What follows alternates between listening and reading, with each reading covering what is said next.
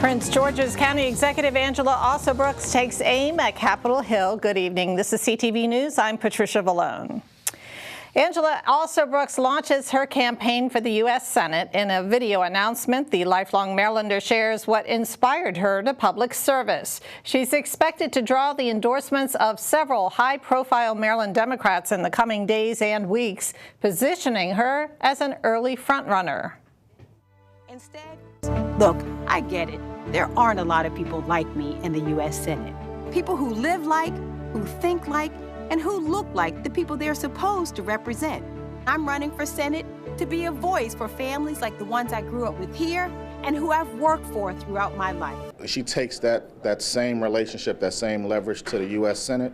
You know, it's going to be amazing, not just for Prince George's County and the state of Maryland, but for the country as a whole. And I do believe this will be a historic moment, not only for the county executive, but for African-American women across this country as well. And Alsobrooks is expected to hold a rally tomorrow in Prince George's County. Meantime, Alsobrooks does have competition for Cardin's Senate seat. Representative David Trone's first major TV ad hits the airwaves in his bid to replace Cardin. Trone, who is the owner of Total Wine and More, plans to spend 7 figures on the statewide ad campaign. He says the ads will focus on 3 main issues: criminal justice reform, the opioid crisis, and mental health resources. Trone currently represents Maryland's 6th congressional district in Western Maryland. Other announced candidates include Jerome Siegel and Montgomery County Council member Will Jawando. A high-profile civil rights attorney plans to file a class action lawsuit against the Archdiocese of Baltimore, the latest legal hit for the church embroiled in a sexual abuse scandal. Civil rights attorney Ben Crump and sexual abuse attorney Adam Slater plan to file the new lawsuit. During a press conference this afternoon, they said they'll represent survivors of childhood sex abuse perpetrated by members of the Catholic Church. These were children when they were betrayed using faith and as if they were mandated by God to be able to do these things. The church needs to be held accountable for this. They need to be held accountable. If they're not accountable, they're not Christians themselves. Amen. Period. Amen. And that's all there is that I can really say at this time. I'm sorry. No, I'm sorry.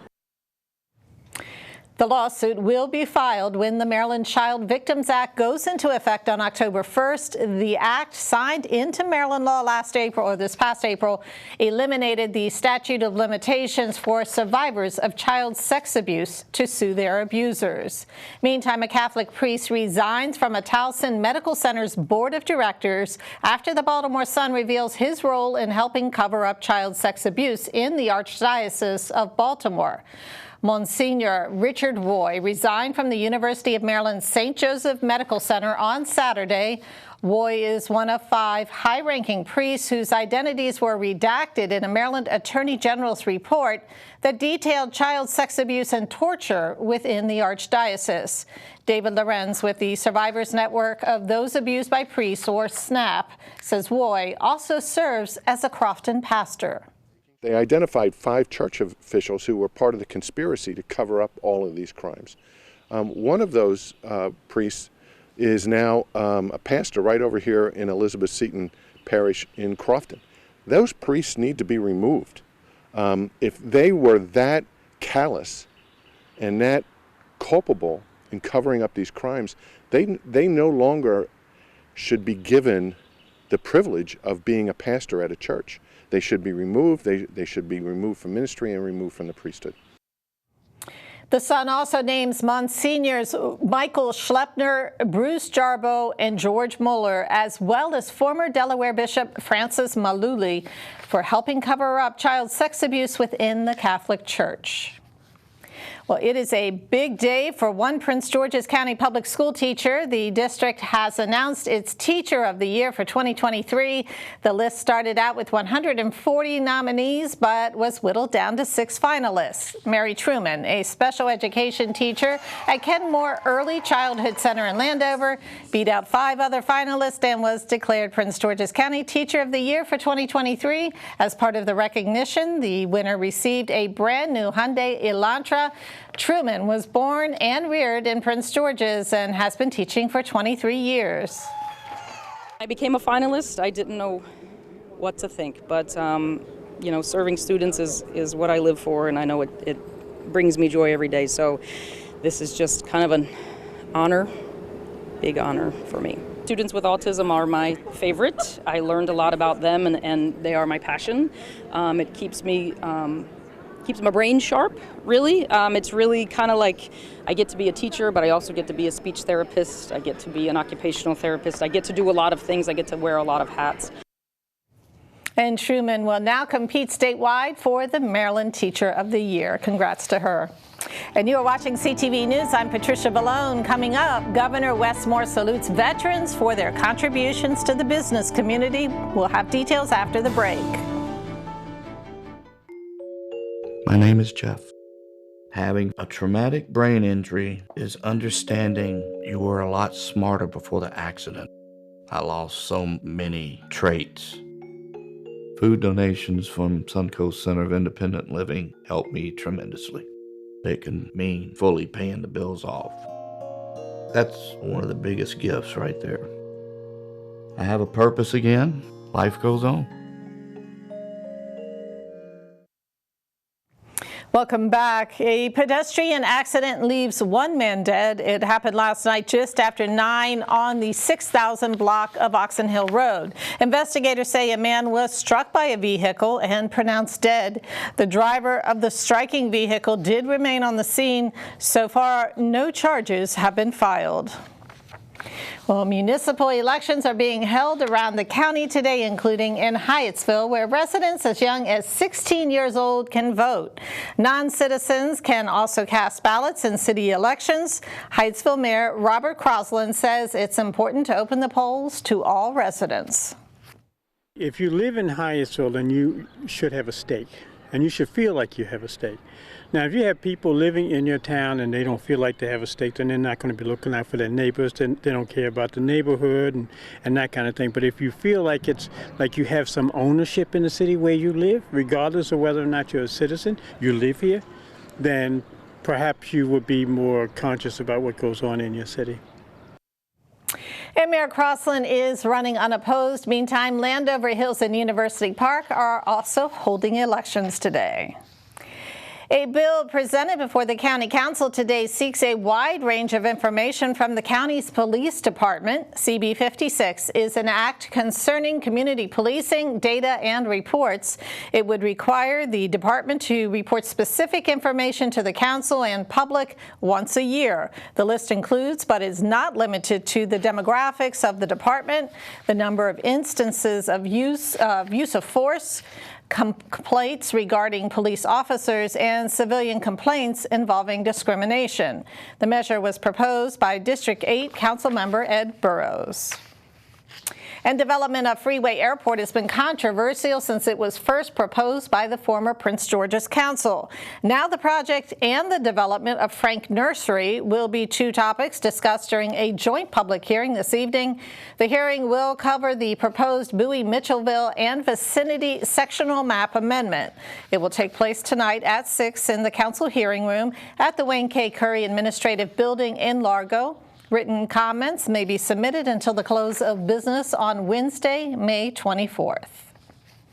Maryland officials salute more than 100 former and current military personnel during a small business appreciation breakfast program this morning. The governor was there to honor the contributions of Maryland's veteran community to the state's economy. He was joined at the event by Maryland Department of Veteran Affairs Secretary Anthony Woods. I think it's no surprise, given those who have served and those who have served alongside members from the military, that we know that they walk away from that service with incredible skills. The ability to be decisive leaders, to build mission-driven teams, to persevere when times get tough. These are the types of things that military service imbues in all of these veteran founders, and it's no surprise then that Maryland is home to 50,000 veteran-founded small businesses. That is a pretty staggering number when you think of the small but mighty community or a portion of the population that veterans represent. The breakfast was co-hosted by Prince George's Community College. Prince George's County has the highest veteran population in the state with more than 55,000. And still to come, your Tuesday Sports Page report. Stay with us. Hey everyone, and coming up soon, former Bowie State player Raymond Boone speaks on being invited to the Washington Commanders rookie minicamp, and the Nationals come out on top in their game yesterday, while the Orioles weren't so lucky. Stay tuned. I'm not here to fire you up. If you're not already fired up, you shouldn't be in this room. Right now is your chance to be a part of a victory the world will remember forever. Victory over cancer. Today's cancer research is tomorrow's victory. A victory that is there for the taking. Grab it. Now that was a great halftime speech. Let's go win. Don't give up. Don't ever give up.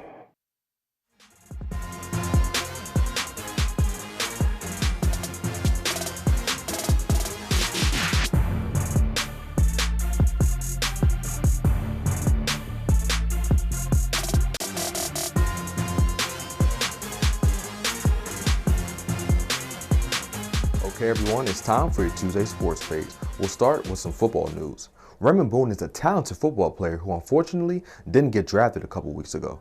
Boone, who was a safety for Bowie State, had an impressive college career. He made the All-CIAA second team, was an HBCU All-American, and helped the Bulldogs win the CIAA championship back in 2021. It was recently announced that Boone received an invite to the Washington Commanders rookie minicamp. I got a chance to speak with Boone, and he touched on how he felt when he got that invite. Not surprised, but more so like a prayer had just been answered, I would say. I've been watching the Commanders since they were the Redskins, so it's like I can never really imagine something like that happening. Being that you can't end up anywhere in the draft process, but to be able to get a call from the Redskins, your hometown, or the Commanders now, I would say like that was probably one of my biggest feelings that I had in a while. While speaking with Boone, he also credited Bowie State for his development to get to this point. I would say Bowie State played a huge part in it. Coach Williams is our D-line coach, who's also now a defensive coordinator. He's done a lot with me, just helping me as far as learning the playbooks. As a safety, you have to make calls, so being able to call from the front to the back end is very extravagant. NFL teams kind of praise me a lot on just being able to call plays for the back end, being able to orchestrate a defense on my own, being a quarterback of the defense. So being able to have coaches like that who could teach you and break down stuff like that was a big help for me. Hopefully Boone performs well in the Commanders minicamp. Switching to the MLB, the Nationals came out on top against the San Francisco Giants yesterday, 5-1. The Nats took control early, scoring all 5 of their runs in the first inning and never looked back. Game 2 of their series against the Giants will be played tonight at 9:45. Now for the Orioles, they couldn't come out with a win yesterday. They were shut out by the Tampa Bay Rays 3-1. This is now the 3rd game in a row the Birds have lost. They will try and get back in the win column as they go up against the Rays again tonight at 6:35. And that is your Tuesday Sports Page. Simon Buggs, CTV Sports. Thank you, Simon. And now we're going to get a quick check on our 3-day weather forecast. Tonight, mostly cloudy, lows around 48. Wednesday, mostly sunny, a high near 74. Thursday, sunny again with a high near 80. And Friday, mostly sunny, highs near 82. And that's CTV News for now. I'm Patricia Vallone. Have a great night.